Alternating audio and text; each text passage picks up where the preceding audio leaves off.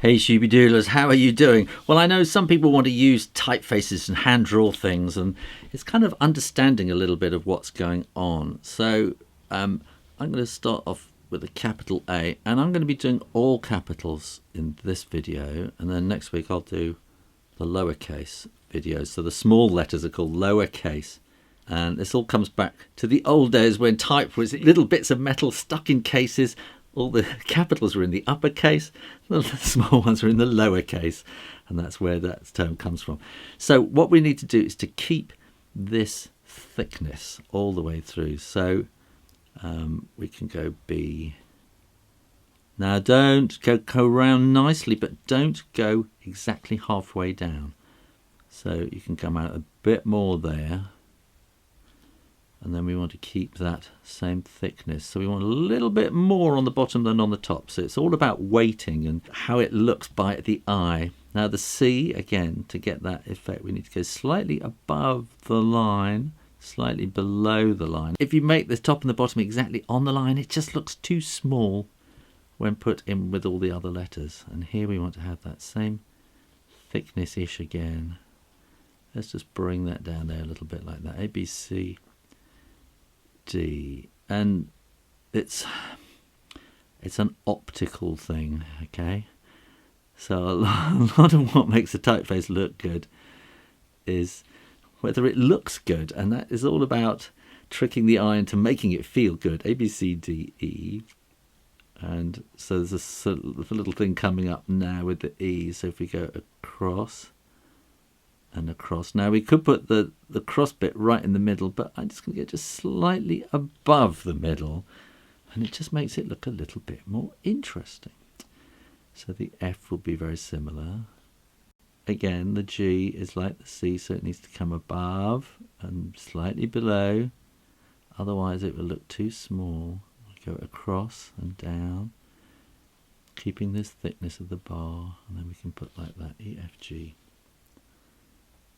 The H. Hey, if you love drawing and hand lettering and stuff like that, then make sure you're subscribed to this channel and get new videos every week free in your inbox. Do it now, click that button. H, I. Now J is something you can always add a little bit of a flourish to, so we want to go across there. We can maybe come around like that, put a little something in there. So J. K, you can add a bit of sort of flamboyance to as well. So we could start in the middle and go up, but I'm going to go slightly below the middle and go up and across. And then we'll put this downward leg there and across, which just adds a bit of interest. L. This is, a lot of things are much the same, like the E's and the F's and the L's. Now M's are a bit more confusing, so think of starting off like the A. And we want a little hat on the top, bottom serif, and then we'll bring that down, and we want to go parallel with there, and then we can bring that down, and then that's across there, and bring that down parallel and parallel. M, N is a similar kind of thing going on, so a little foot at the bottom. Go down there and then straight up so you know where you're going. Then we can bring that down to there and across. L, M, N. O, again, that needs to go above and below. And keep that thickness even. On these circular ones, it's very easy to make it look too fat. And I meant P. This again is going to be like the B. So you're taking elements from the B. So maybe not quite to midpoint. P, Q, this is one again where you can add a little bit of interest. Above and below the line, 2 lines there. And I'm going to do something like this. I'm going to go up and down, so a little wave. And then we'll go like that, P, Q, R. Again, now we can do lots of things with the R, so we bring that curve around. I'm going to give you 3 different R's. We can bring that down like that. We can do a sort of a curve down like that, or we can bring that there and then bring that out like that. S is a tricky one. Again, it's a curvy one, so it needs to go just slightly above the line. Above, bring that quite tight, and then that will be rounder.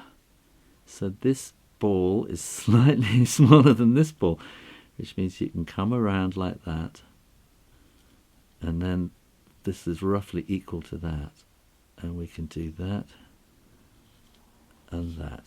There's T, so we want that to come down in the middle there like that. Flick down there, so it's T.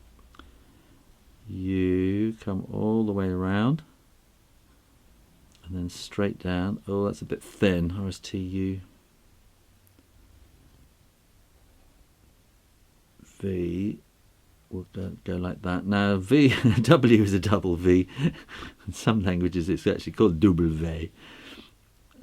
So W will go like that, and up. Now I'm going to go up like that, and down like that, okay? And then that will go up there.